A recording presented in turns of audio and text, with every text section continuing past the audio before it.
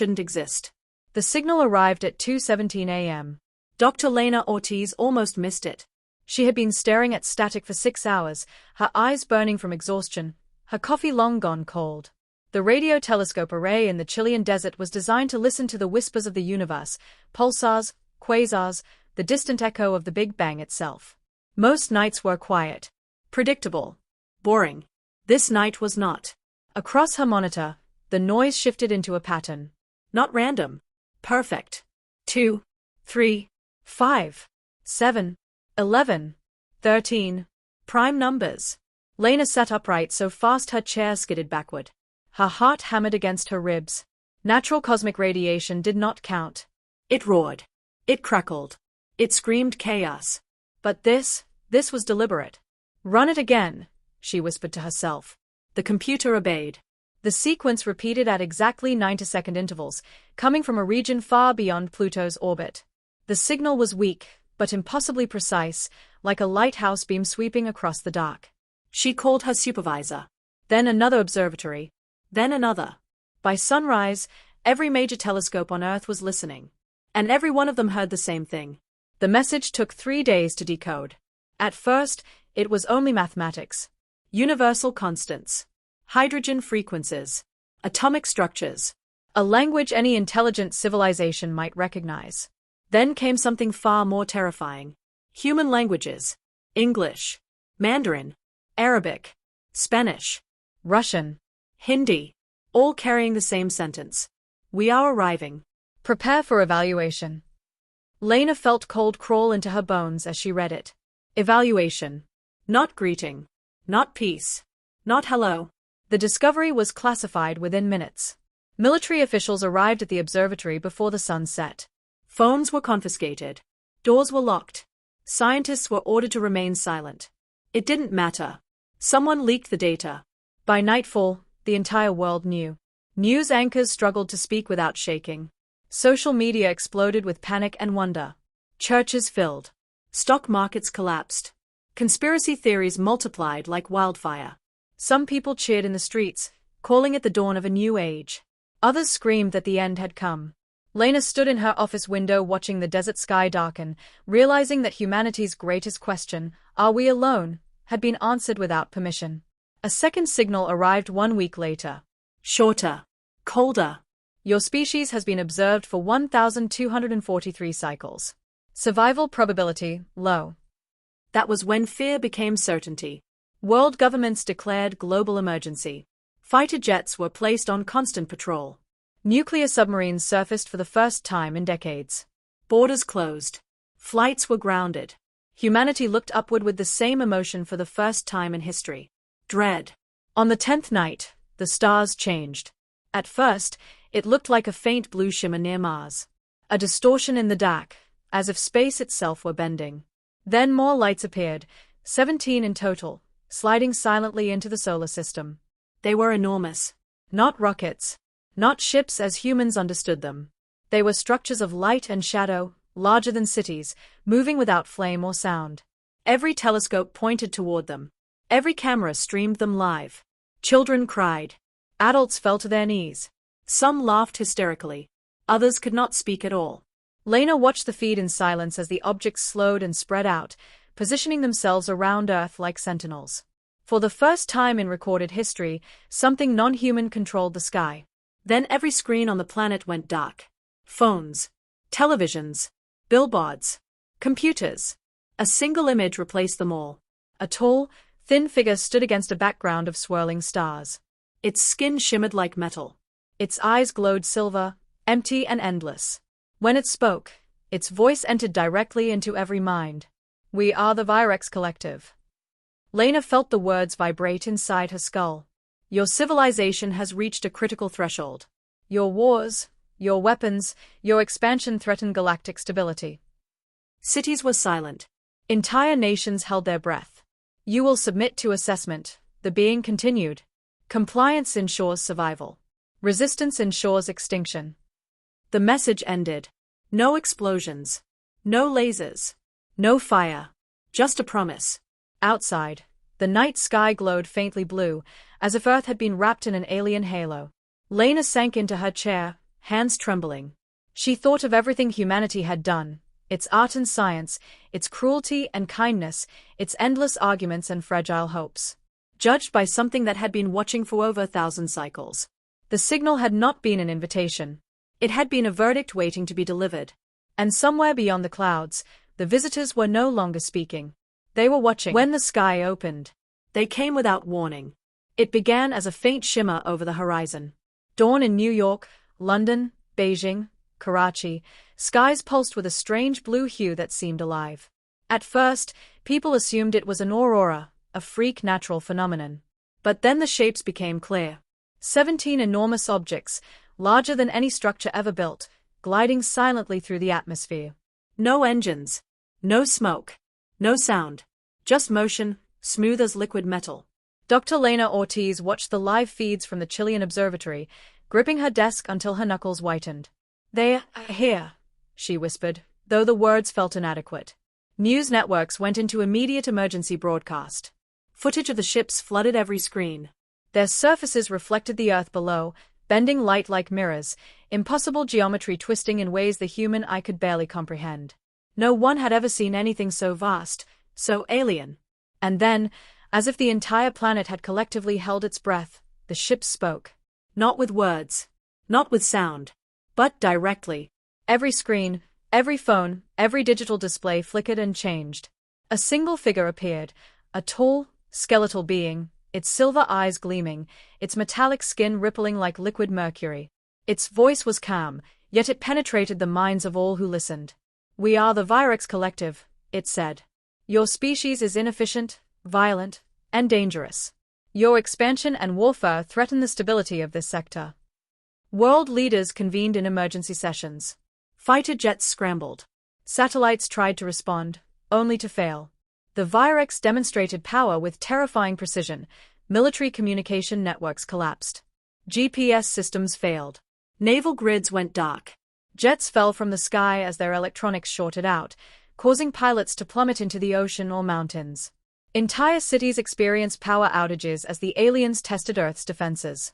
Panic swept the globe. Social order began to crumble. Markets collapsed. Riots erupted in every continent. Humanity seemed poised to break under a pressure it had never experienced before. Yet, strangely, something unexpected happened. Amid the chaos, humanity began to unite.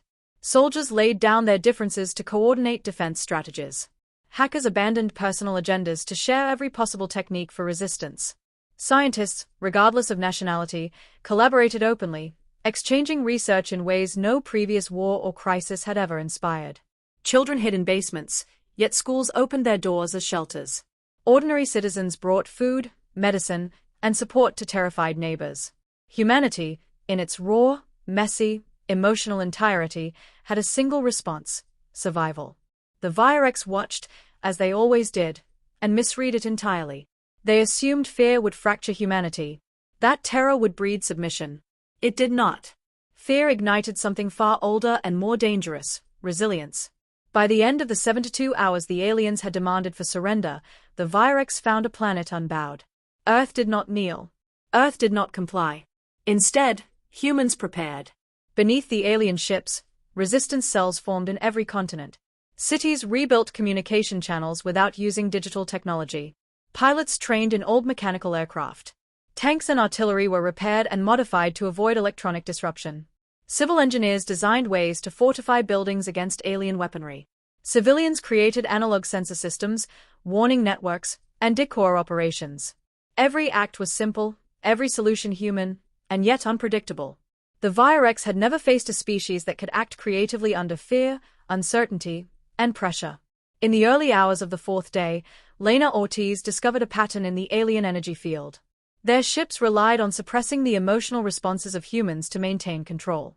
But the more chaotic the humans became, the less effective the field was. The aliens could suppress panic, but they could not suppress hope, courage, or defiance. A spark of realization burned in Lena's mind. Humanity's unpredictability, its flaws, were also its greatest weapons. From city rooftops to remote mountain ranges, humans prepared silently, urgently, with a single thought echoing in every mind: if we survive this, we survive together. And somewhere in the skies above, the Virex watched, and for the first time, hesitation flickered across a collective that had conquered countless civilizations without mercy. Humanity was still standing. And the Virex had underestimated it completely. The chapter closed with the world holding its breath, united under an alien sky, ready to respond not with surrender, but with everything it meant to be human: courage, creativity, and unyielding defiance. The first contact had begun. And Earth would answer. The human response. The first strike came before dawn. Giant beams of blue light cut through the skies above the Pacific, melting ships, buildings, and forests alike. Cities screamed. Oceans boiled. The air was filled with an electric hum that made human skin crawl. Humanity had survived the initial arrival, but now it faced the full force of the Virex collective. Dr. Lena Ortiz sat in a reinforced underground observatory with a team of neuroscientists, engineers, and military advisors. They had spent the past days analyzing the alien energy fields that blanketed Earth. At first, it seemed hopeless. Every electronic system was vulnerable, every digital network compromised. Then Lena noticed something remarkable. The alien ships emitted an energy frequency designed to suppress human emotional responses. Panic, fear, and despair would normally paralyze a species. But humans were different. Humans thrived under chaos.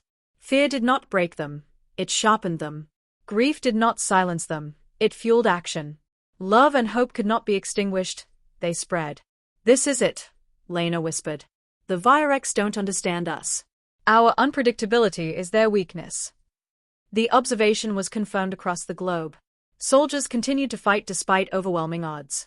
Civilians took up arms when necessary, defended neighborhoods, and built improvised fortifications. Pilots flew aircraft manually, bypassing electronic controls that the Virex had disabled. Entire communities synchronized resistance without digital technology, using flags, sound signals, and human intuition. For the first time in their history, humans were fighting in a way that no conqueror could anticipate. Aaron Cole, a young fighter pilot from Canada, volunteered for a mission that others called suicidal. The largest Virex ship loomed above the Atlantic, its hull radiating a strange silver light. Every electronic system on Earth had failed when near it. Human jets were useless, missiles ineffective. Aaron's mission was simple: reach the ship. Fly manually. Crash if necessary. The world watched via old analog cameras that survived the electronic disruption. He took off in a stripped-down fighter jet, the controls trembling under his hands. Every instinct told him to survive, but the mission demanded sacrifice. As he neared the alien vessel, he could feel the suppression field pressing against his mind. But instead of paralyzing him, it sharpened his focus. He dove. The impact tore open the ship's hull. Energy flares erupted into the sky, shaking the remaining alien fleet. For the first time, the Virex hesitated. Their systems, designed to control weaker species, could not process the combination of courage, fear, and hope that Aaron had transmitted simply by being human. Around the world, humans noticed the ripple of change. Soldiers began improvising maneuvers that no alien algorithm could predict. Civilians coordinated ambushes and supply lines with ingenuity that no conqueror had ever seen. Engineers discovered that using mechanical tools, steam, and old-fashioned chemical reactions could damage the alien ships in ways their energy shields could not block. The Virex collective, who had believed themselves superior, were losing control. Their calculations, based on logic and order, could not account for the messy brilliance of human emotion. They had conquered countless civilizations before, but none had fought with such irrational, unyielding determination. Lena sent out a global transmission, a desperate but brilliant idea: feed human emotion directly into the alien communication channels. Every act of courage, every story of sacrifice, every heartbeat of hope was transmitted unfiltered. The alien systems could not process it. They began to falter. Ships lost synchronization. Beams misfired. Energy fields wavered. From rooftops in Tokyo to the deserts of the Middle East, humanity pressed forward. Each act of defiance, no matter how small, became part of a greater strategy. Humanity had discovered its greatest weapon: the chaos within itself. Aaron's jet had done more than destroy a single alien vessel. It had revealed a truth the Virex could not comprehend. Humans were dangerous because they refused to surrender. They fought not for conquest or glory, but simply because they could not be broken.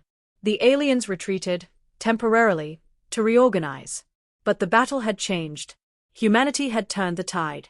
For the first time, the conquerors were afraid, not of weapons, not of technology, but of human courage, ingenuity, and unshakable will. And as the sun rose over a battered but unbroken earth, Lena Ortiz realized something profound. The Virex had underestimated humanity. They had assumed weakness. They had assumed fear would dominate. They had assumed logic would win. But humans, in all their messiness, imperfection, and unpredictability, had done something no species had done before. They had fought back, and they had survived. For the first time, the collective knew that Earth was not a world to be conquered. It was a world to be respected, or feared. Humanity had discovered the truth. The greatest weapon in the universe was not a missile, a satellite, or a shield. It was the human spirit itself. First contact, last lesson. The alien fleet had retreated, but not vanished.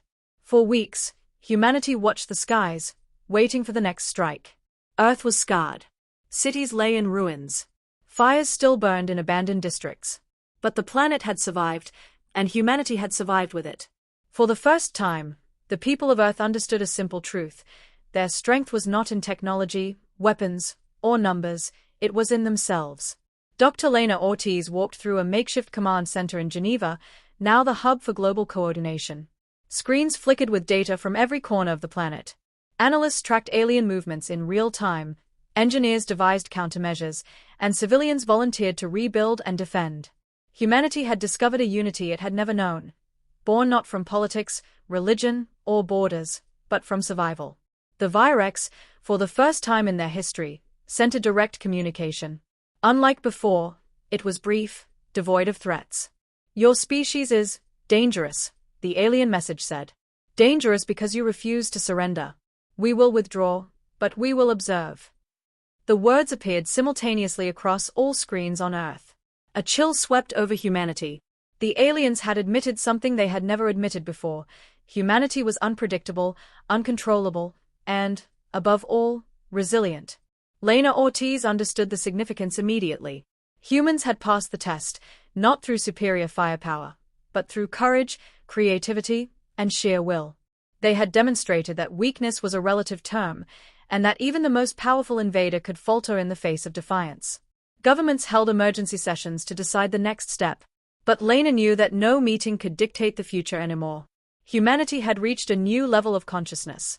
Borders, politics, and disputes suddenly seemed small compared to the truth of survival. She was selected to speak for humanity, not as a scientist, not as a leader, but as a voice for 8 billion souls. A global broadcast was arranged. For the first time, every human could see her face, hear her voice, and know that Earth was united. Lena took a deep breath and began. This planet belongs to all of us, she said. We are flawed. We are messy. We fight. We fail. But we do not surrender. Not to fear. Not to force. Not to judgment. We have seen the sky and it has challenged us, but we have not broken. She paused, letting the words settle. The Virex collective observed us, and they feared what they saw. They feared the human spirit. They feared our courage, our ingenuity, and our refusal to yield. And they should fear it. For the first time, the universe knows that a species born on a fragile blue world will never bow quietly. Lena raised her hand, as if holding all of humanity together in that single moment. This world is ours. Not because we are perfect, not because we are invincible, but because we refuse to be conquered. We are not conquerors. We are survivors. We are human. Across the globe, people wept, shouted, and cheered simultaneously. Soldiers in the deserts, farmers in the fields, children in classrooms, all felt the same pride, the same resolve. Humanity had faced extinction and had not only survived but had revealed its power in the most profound way possible, through the human spirit itself. Months passed. Humanity rebuilt. Technology advanced at an unprecedented rate, but so did cooperation. Nations once divided by war now shared knowledge openly. Education became a priority. Space exploration expanded. Humanity no longer feared the stars. They prepared to meet them, not as victims, but as equals. A new telescope was constructed, not just to listen to the universe, but to speak. Humanity sent a message to the stars. We are here. We are alive. We are not conquerors. We are survivors. This is our world. And we are ready. Somewhere in the endless darkness, distant civilizations would receive it. Some would ignore it. Some would fear it. But none would underestimate it. And somewhere, the Virex fleet drifted far beyond Earth, silently recording, analyzing, and reconsidering everything they thought they knew about strength, intelligence, and survival. They had conquered countless worlds, yet they had never faced one that would fight so fiercely simply to remain alive. The first contact had ended, but its lesson endured. Earth was small, fragile, and chaotic, but it was unbreakable. And for the first time in history, humanity looked at the stars not with fear, but with confidence. Because the universe had learned something too: never underestimate what a species will do when it refuses to surrender.